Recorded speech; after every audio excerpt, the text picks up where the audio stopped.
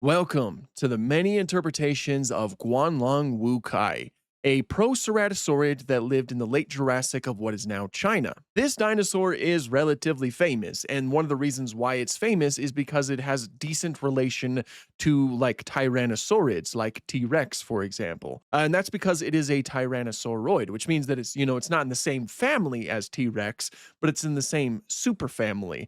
So it is related to T-Rex, but kind of a little bit more distantly related. Like it probably wasn't its ancestor, for example. Anyway, we have some pretty cool depictions to take a look at. So without further ado, let's get right into them.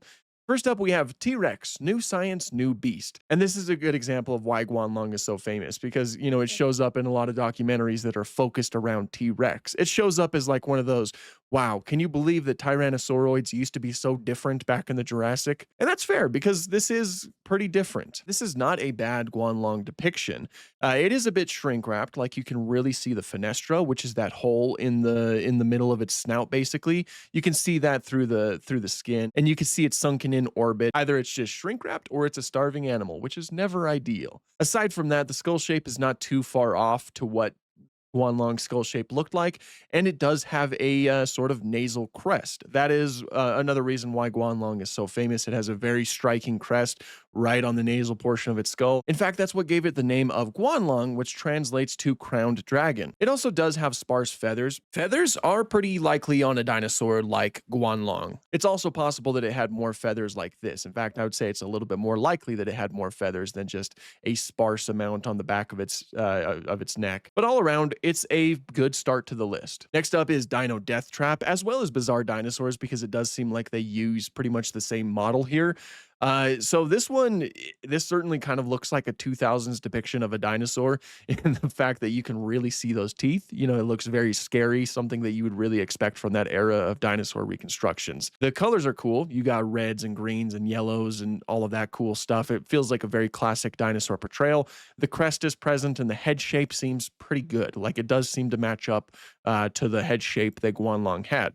Again, it does have sparse feathers, and quite notably, it is breaking its wrists. You'll notice that it's like holding them downwards like it's a bunny rabbit. They would not be able to do that. Their wrists were not nearly flexible enough to pull that off. Instead, they would just be holding them like this, like inwards facing each other. Next up is Dinosaur Train. It doesn't have a big role in Dinosaur Train. In fact, its appearance is just limited to being like on a slideshow or a sheet of paper where it seems to be that they're showing off like the Tyrannosauroid lineage in a way. Its design looks pretty good. It does lack feathers. The green coloration is pretty fun, very classic dinosaur.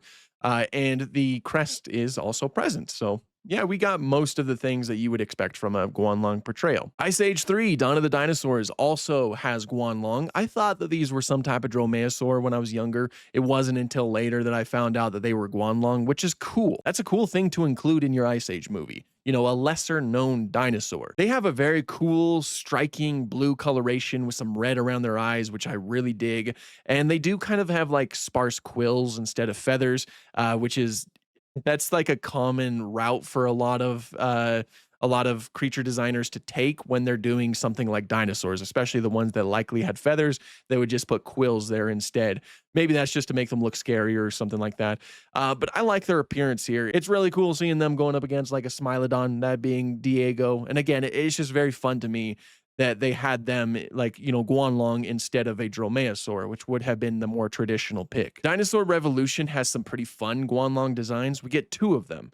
And this show had a lot of anthropomorphization of its animals, and that was really showcased with the Guanlong portrayals.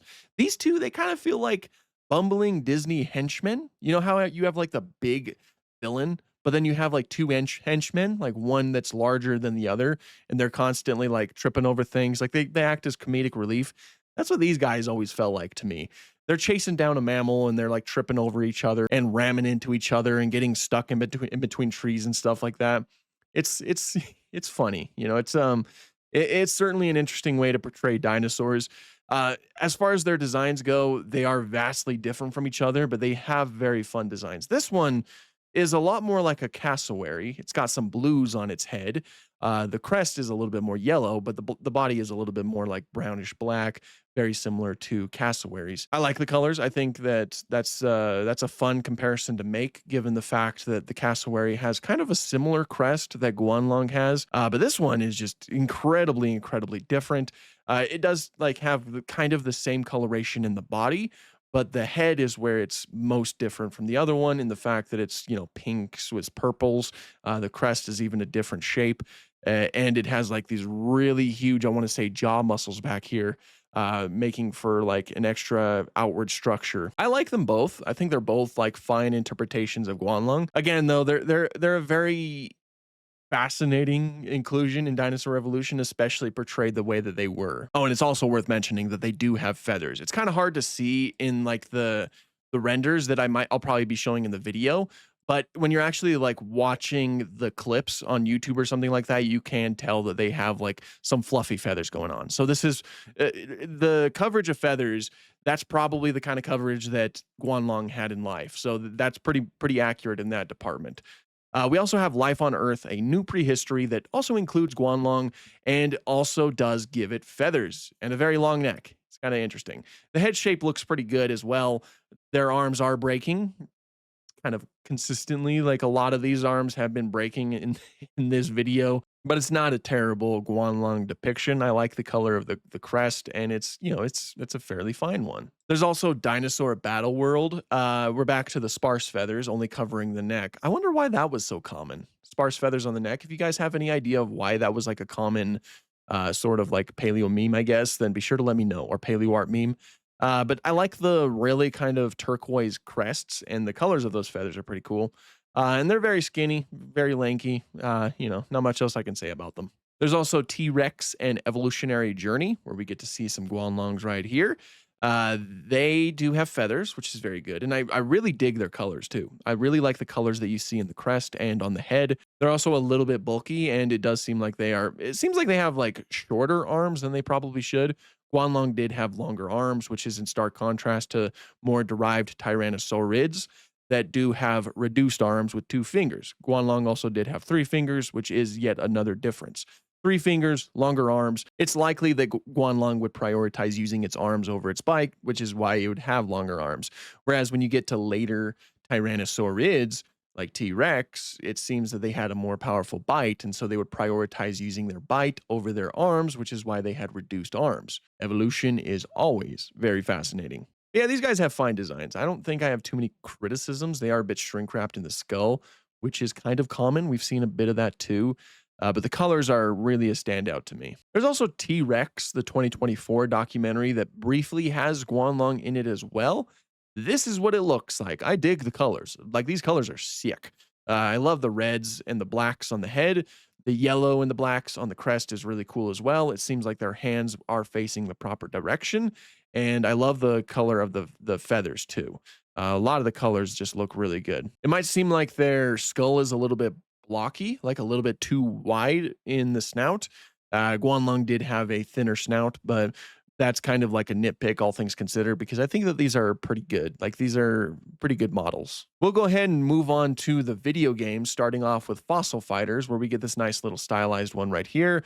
Some really cool kind of like blacks, reds, and oranges, all mixing together to make just a very fun design. The Jurassic franchise does have quite a few in their video games, like in Jurassic World, the game. The initial like level 1 to level 10 looks like this, and I like it. I think it captures Guanlong pretty well. You have the crest, you have the head shape, you have the small stature, you have the breaking arms, which is of course not correct, but it does have feathers too, which is always awesome. You level it up to level 40, and this is what it looks like. Huge crest, really vibrant colors. It still does seem to have its feathers, just very different from its level 1 to level 10 counterpart. It also seems like that Jurassic World Primal Ops was going to have Guanlong, and this looks great. This looks better than even like the Jurassic World the game one. So it's a bit unfortunate that this game did not survive. It would have been great to see this Guanlong in action. It actually kind of seems like it has lips too, which I think the previous one had lips. Yeah, that doesn't surprise me really. The Jurassic franchise usually gives their smaller theropods lips. So it's cool to see that consistency right there. Guanlong probably did have lips as well. The feathers look great on this one. Again, it's unfortunate that we didn't get to see more of it. Okay, and then next up, we have Jurassic World Evolution 3, which of course has Guanlong in it. And I absolutely love said Guanlong that's in it. Like, look at this. Here's the female version that has like a little bit more of a reduced crest. The feathers are all present and the feathers look amazing. The claws are present. The longer arms are present. Of course, the head shape is pretty much there. It's just amazing. Like, what can I realistically say that hasn't been said a million times over? Like, I love it. Here's the male version. The male, I believe, has a little bit of a larger crest than the female does, unless I'm incorrect about that. Yeah, maybe a little bit. There was also the baby Guanlong.